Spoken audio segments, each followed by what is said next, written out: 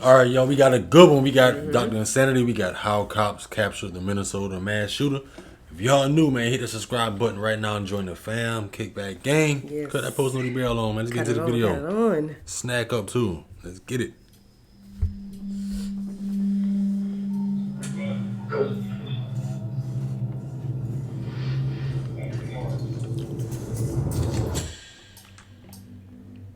It's midnight at the Shady Oaks apartment complex. A resident is walking back to his apartment when suddenly Whoa. he's shot by an unidentified man. Damn.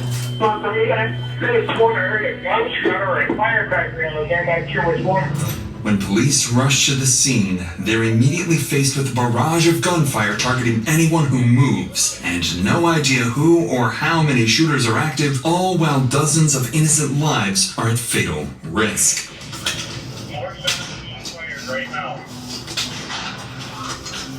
Just calm down. What kind of injury do you have? It's a gunshot. Okay. Who shot you? I don't know. Right there, sniping.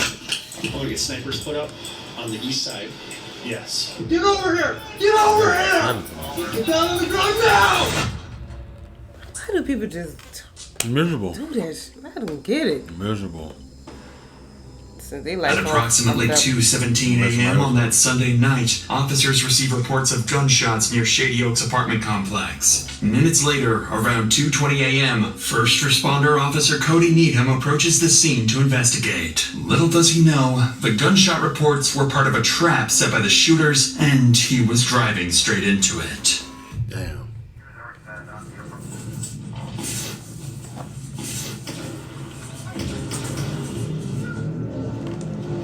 I think I've been shot. Moments after entering the parking lot, Officer Needham is struck by a bullet as multiple shots rang out and immediately radios nearby officers for backup. I'm going to the hospital. Dispatch, let ER know I'm coming. There was a rapid succession of shots. Do you know where it came from? It's back by Shady Oaks. There were more shots back by Shady Oaks. Okay, we need to get a perimeter around this building. Multiple units nearby are now en route to Shady Oaks. However, the scale of police response will soon grow much larger, as officers realize the severity of the situation and the danger posed to the civilians. But for now, as backup units head towards the scene, Officer Needham speeds towards the hospital, still uncertain how severe his injuries are. I think I've been shot. Yep. I don't know what the While Needham receives urgent medical care, backup officer Christopher Deason and other units make their way towards Shady Oaks, completely unaware they're stepping into a deadly 8-hour-long standoff. 8 hours? In rapidly chaotic incidents like these, officers have no choice but to make split-second tactical decisions. To fully understand how police manage such dangerous situations, we'll follow every tactic and decision through every stage of the standoff, starting with Officer Deason, who's just arrived on scene to a barrage of gunfire erupting unpredictably. We don't know what floor they're on. The shots were presumably coming in front of us. Dang. Oh, that's scary. Hell yeah. Right now.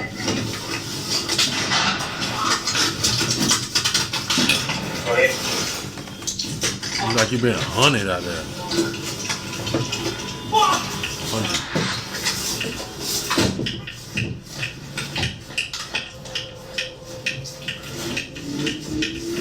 You being shot at? You okay? Just calm down. Calm down. I only have a phone call. I think you're hit. Phone call. What? Is that your car? Mine over there, yeah. No. Officer Deason and other responding officers quickly take position behind a water pump house, located near the parking lot on the west side of the complex. But there's a more immediate worry weighing on the officers. Many civilians remain unaware and exposed, and every gunshot could mean another innocent resident being targeted. With dozens of innocent lives at stake, Officer Rasmussen and Tim Harves arrive near Deason's location on the west side, positioning themselves nearby to help scan the area and pinpoint where the gunfire is coming from.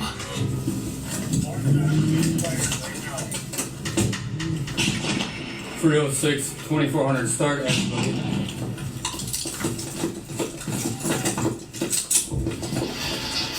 as I got around the corner up here, he started shooting. We in a decent pull up here. It was what, 3-4 shots?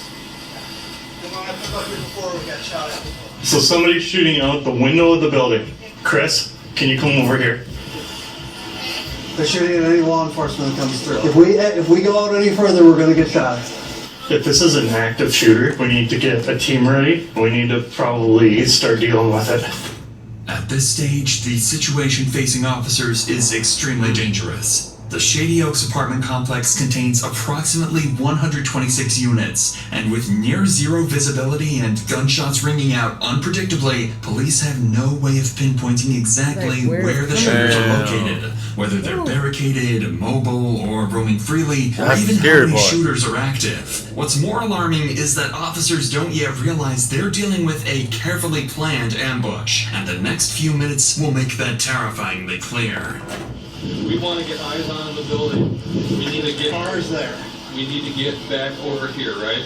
Yeah, so we're probably gonna have to. Damn. Whoa. Where the fuck is this guy? Whoa. He's close. He's outside, I bet.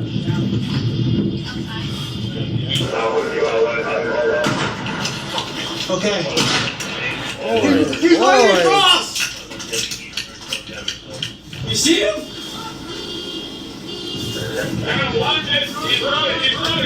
Where? Where is he running to? North or Ran south? that way, ran that direction. Right or south? I don't know if he got shot at or what, but someone just ran across the back block. He's running. I don't know if it was him or someone that got shot at. Y'all might shoot the wrong person. Correct. They ran out here in that direction. No, they're behind the trees here. Other side of the trees. What? Is that, think that's a high-powered rifle? Something high. Hell yeah. Boy, that's high power, isn't it? Calm down. Do not go lean over. Shot at his house. It's coming from the front of the building. It impacted the road on the little portal.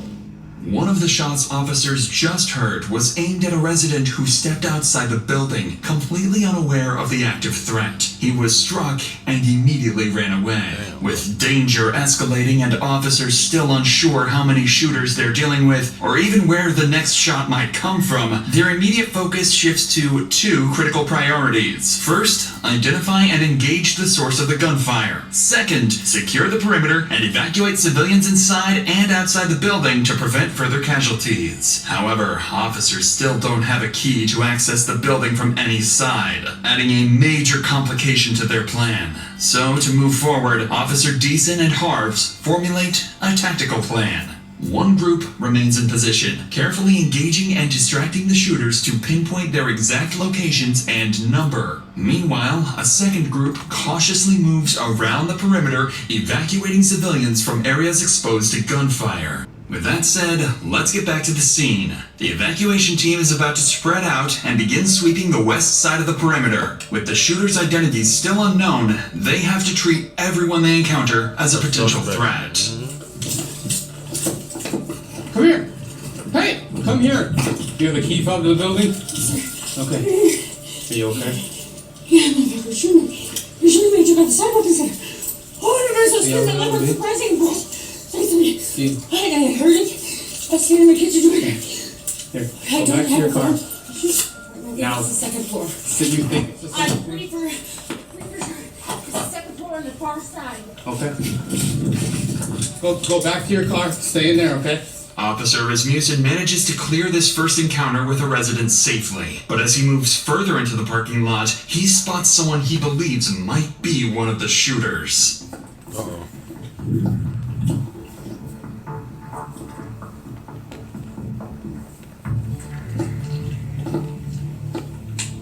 Because I don't remember, could be wrong, wasn't when that cop came through and got shot at, didn't that, they got shot on the ground and like somebody looked like it was down there shooting at him. Oh, right. You talking about the civilian?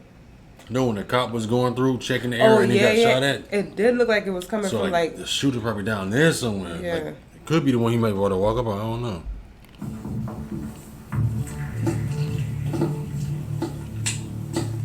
That'd be something he do catch him in the car. Anybody probably Stop! Somebody Right there? now! Stop! Somebody there?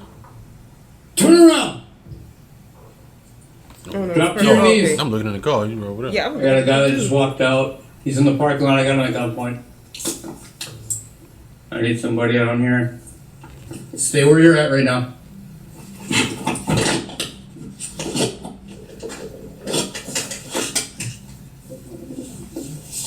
Okay, we have somebody shooting from your building right now. Okay? Okay. Okay, take him. Go to him. Stop. Yeah, come here. Come here. Come here. It's police department, come here. There's somebody shooting from your building right now. Okay? So keep your hands out of your pockets, please. Go to that red car over there. Go.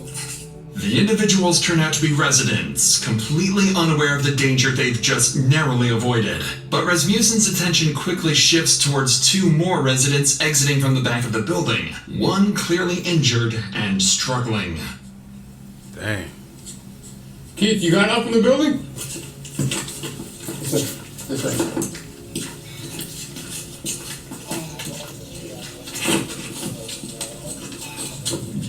Okay, come on. Senseless, Come on. dog. Right. Stupid. Okay, right here. Now, I handed my phone off, so I have no way back. Okay, well, you're not going back in anyway, so you're fine. Are you hurt, officer? You're just the one. Okay.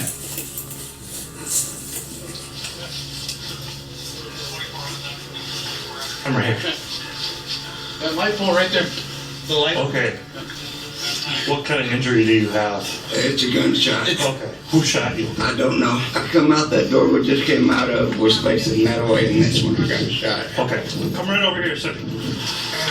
Just hop right into the back seat on that side.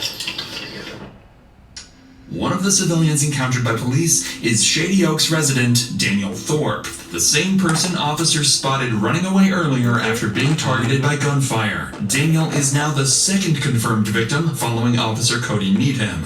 Unfortunately, they won't be the only casualties as the night continues.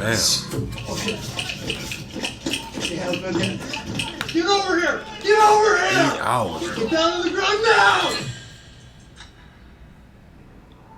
By now, multiple SWAT teams have been requested to assist with the situation, but Daniel's close call underscores just how deadly the situation remains for the countless residents both inside and outside the complex. Many of them are still going about their night, not even realizing they're in any danger. Thankfully, Officer Rasmussen gained crucial intel from the woman he encountered outside the building. According to her, the shots appeared to originate from an apartment on the front side of the building, possibly on the second floor. But most importantly, she provides the officer with a key to access the building. With dozens of innocent lives still at risk, police urgently need to devise a plan to infiltrate the building and evacuate residents before the shooters have a chance to move positions, or worse, start targeting residents door to door. If the next steps aren't executed perfectly, the consequences could be catastrophic. With this in mind, Officer Tim Harves repositions to a parking lot near Giant Wash Skyline Express just southeast of Shady Oaks to meet with command, await incoming SWAT teams, and strategize their next move.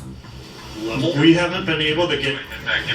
They were thinking maybe like second floor, but now Chris is saying there's movement on 7th, but there's movement all over if you watch those windows. Nobody's identified where or who. Once I get more SWAT bodies in, I'm going to start forming up some perimeter teams to take over on perimeter. I'm going to get snipers put up on the east side.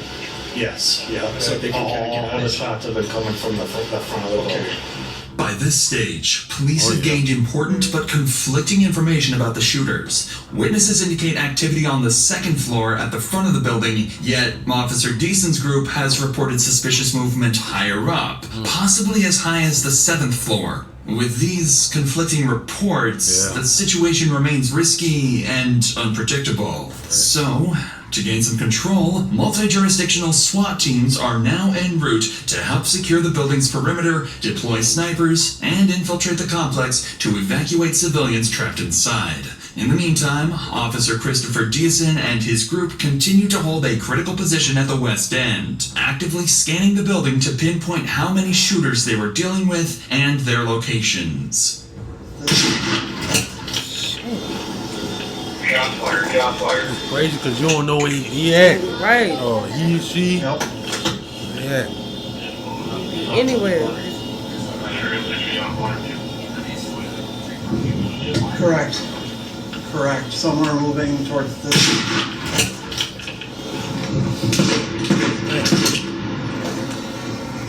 Boy, that's That did hit across the street, right across the street from me. It sounded like a bird shot. While Officer Deason's team continues to hold their position on the west side, a critical oversight is exposed in the perimeter setup. Road closures intended to prevent civilian traffic from entering the active shooting zone weren't established quickly enough, allowing unaware drivers to slip through. This major flaw is about to lead to disastrous consequences. Boy, oh boy. What? Oh. Damn. How you go? Don't go up there. Go! Go! Get out! They're not paying attention. Fortunately, this first vehicle manages to pass without getting hit.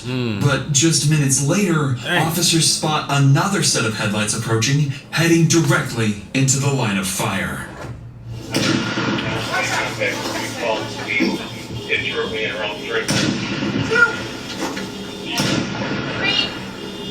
Shot fired, shot fired.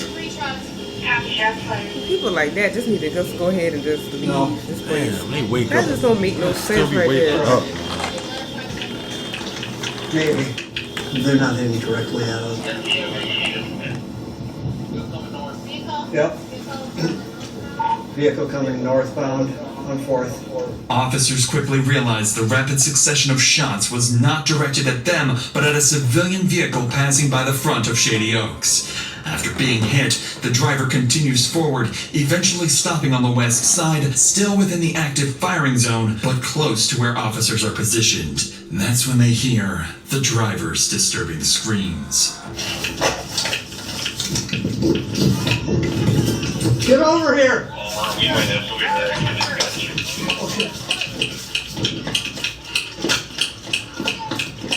She has been hit. I should have known. You have a tourniquet on you? Yeah. Okay. I think it's just through and through. How'd I go from you? We can't get up there right now. We cannot get up there right now.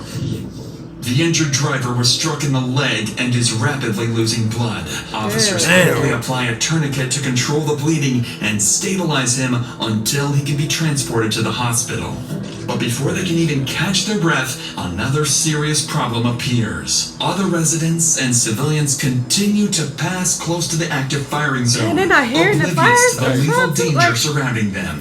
That's when Officer Deason spots something alarming. Someone riding on a bicycle is suddenly seen riding straight through the active firing zone, heading directly towards officers. You can stop that guy on the bike. Get your hands up! Get over here! Get over here! Get down on the ground! Get down on the ground now! I am. What the fuck? We got people shooting out of that building at us. Shit. We don't know if it's you yet. No, We don't know that yet. Okay. We got him thrown out right here. We're checking him. I didn't hear no gunshot. Are you kidding? Oh, yeah, we got the fuck out of me. How do you think we feel? Well, I didn't know there were people shooting each other. What's happening over there? Get him and crawl over here. What's happening over Get there? over here. Okay, crawl. Crawl over here. Come up by the building here where you're safe. All right, put your hands down again. We just had somebody get shot out in the street from here. Everything on you. No, sir. Can you take the bags gotta off see that. please, so you can look at it? You can search it, you can take the bags off. This bag just has a hammer and some tools. Okay, it's not him, obviously. Stay down. Okay, it's obviously not him. Okay, why don't you come up here, sir? Come up by the building where you're safe. Okay, now you hear what we're dealing with? Thankfully, officers quickly determined the biker was not a threat, managing to pull him to safety before he was harmed. Immediately afterwards, police units quickly finished establishing roadblocks around the complex, finally preventing further civilians from entering the danger zone. With no targets in sight, the shooting abruptly stops. This brief pause gives officers an opportunity to reassess their positions as they wait for SWAT support, unaware of the violent escalation just hours away.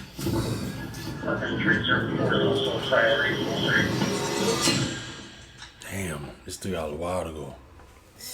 Do you think it's gone quiet because he just doesn't have anything to shoot at? Yeah, possibly. Unless he's getting his guns ready, You better loaded. be getting back real, back strapped up, boy. Keep them at a staging point, Keith. We have an armored vehicle on scene here. We'll be sending over, I believe. At approximately 4 a.m., SWAT armored vehicles finally arrive on the opposite side of the building, marking a critical turning point in the operation. For the first time, officers have the tactical support they need to close in and bring the shooters into custody.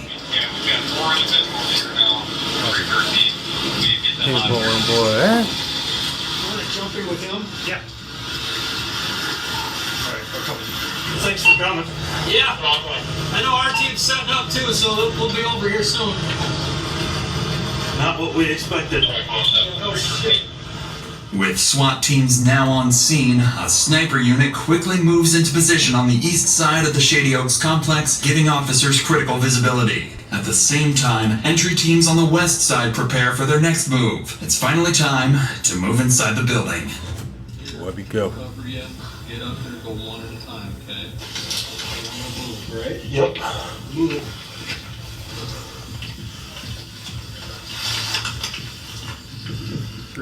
Damn, Call of Duty or something. Call of Duty for real. Yeah. Somebody camping. Camping out. They're shooting at innocent people. He look like he don't know what's going on.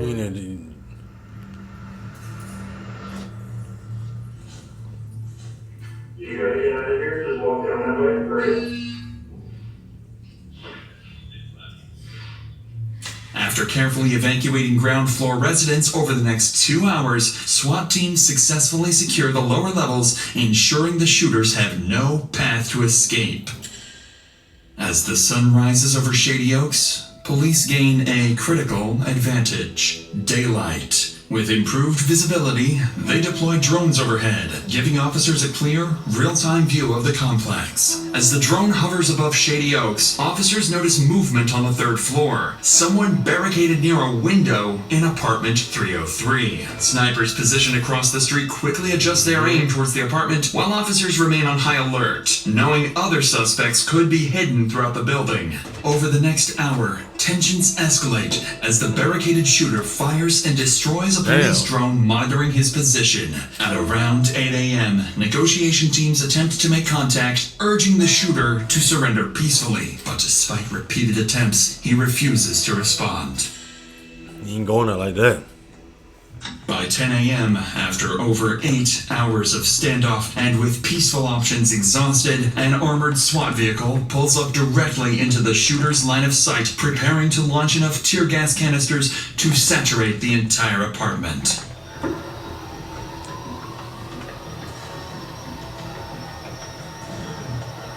Moments after the gas enters the apartment, the barricaded suspect moves to the window. For the first time, officers see his face. It's a young man, barely out of his teens, armed and ready to fire back. Following the shooter's reaction, a single, carefully aimed sniper shot shatters the apartment window, sending shards of glass directly into the shooter's forehead. Moments later, he appears from the window holding a towel to his face, clearly weakened and disoriented. A SWAT team immediately rushes to apartment 303 to apprehend the shooter. Get his ass. Inside, they find him wounded, but cooperative, quickly placing him into custody and escorting him out of the building. Snatch him by the Our sheriff did for they'll check for me 5 minutes in the freezing. I would say give it up to these people in these jobs because one those are dangerous situations right there. Me, when I doing something like that, I probably snatch them all up and control themselves. Control it, yeah, because you done hit people and everything, man. Hit innocent and call people, casualties. yeah. Man, come on, man. Some change in the left pocket. Push him in that damn car. Put your ass in that car. Nothing on his feet. Sick. Run your life report. I have nothing. They gonna plead mental or something. I've seen hands pulled up. They have some of the demons. So they just want to do something crazy, you know? Lie. You want to switch out topics? Give me an IOU. The shooter is soon identified as Devin Matthew Wayland. 21-year-old. Inside his apartment, officers recover multiple firearms, including the rifle used throughout the standoff. Officers continue to search the complex, and after a thorough sweep, they find no other threats, confirming Devin was the only shooter. As he is transported to the hospital for medical treatment, detectives begin rehashing details of the shooting. That's when they make a troubling discovery. The initial 911 call reporting fireworks had been placed by Devin himself. Oh, him. Investigators quickly realized the call was a deliberate attempt to lure responding officers directly into his line of fire. Given the calculated nature of the ambush, they suspect that Devin may not have acted alone, that he could be linked to a larger threat, perhaps associated with an extremist group or a broader violent plan. With this in mind, detectives bring Devin straight into an interrogation room as soon as he is medically cleared, urgently seeking answers about his true motives and whether any additional attacks were placed. Hey, Devin. Hello. How are you?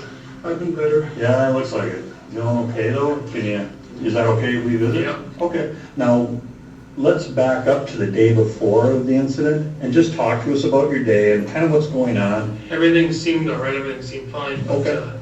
these ex-friends of mine, they wanted to hang out with me, and it was gonna be his girlfriend's birthday, 21st birthday, so they wanted to party and drink. Well, I do like the local discussion. I like to see people's views and ask them why they think that's. I can respect them deeper. And Like political stuff? Yep. Okay. But it just turns out that they're ex-tweakers. I think one guy was tweaking there. This guy's name was Seth something. And they're all like they're saying I'm getting in their face and screaming at them. I'm partially deaf from working in machinery. I said, I'm sorry, I'll get down on my hands and knees. I'll show you I'm not being violent. And this woman was saying, get out of my man's face. And I'm like, I'm not in your man's face. I'm just saying, this is how I view about the situation, because how can I respect you? You've been nothing but nice to me, and so she has until this point on. And Judd said, get out of his face. I said, I'm not in your face. He pushed me. He was trying to fight me, so I fought him. And Jordan got on me, and he tried fighting me, and he claimed he was trying to make sure there would be no fight to happen, but that was the last straw. And for some reason, I felt like because no one would believe my side of the story, I had my firearms out and ready to use, just in case anything did happen, which I didn't want it to, but I had an accidental discharge of my Mosin-Nagant rifle and had one bullet for it. I'm not sure. What kind of rifle was it? Mosin-Nagant. Okay. It was a mental slip up. I haven't been employed in a year. And my grandfather died 3 years ago. I just wanted it, and I didn't want to ever shoot a cop. That's why I surrendered. Were you aiming at anything throughout Just the 75 cars, rounds? just the cars, trying to get the cops to come so they'd shoot me. I didn't want to shoot the cops, I didn't want to shoot anybody else, I just wanted to shoot the cars. You started that so cop they would car. shoot me. But Is that from alcohol or I drink? couldn't myself. It's against my own views. I would have to have somebody else me theoretically. So that's where that idea. I know it sounds really fucked up. I want. Yeah, that does sound really fucked up because you rather shoot somebody else and kill them, take them out of here. Yeah, but it's against your views to get rid of yourself. Somebody else got to do it.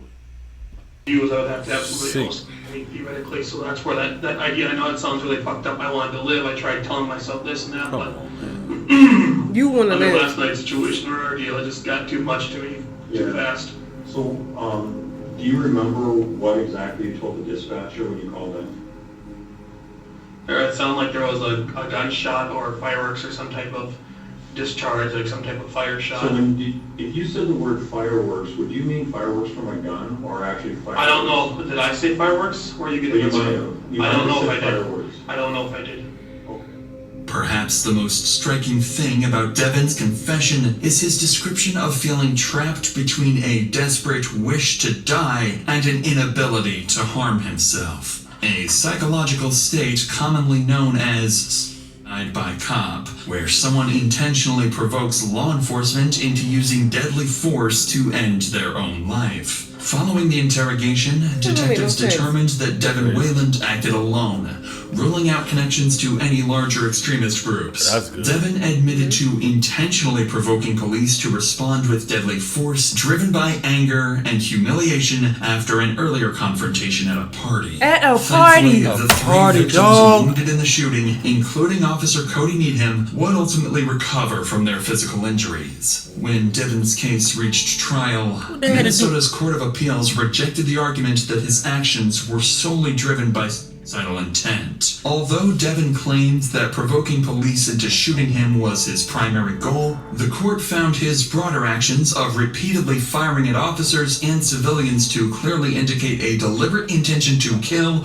or seriously injure others. Devin's defense team argued that severe mental health issues were primarily responsible for his violent rampage, but the jury was unconvinced, finding Devin guilty of 3 counts of first-degree attempted murder and 3 counts of second-degree assault. He was sentenced to 50 years in prison.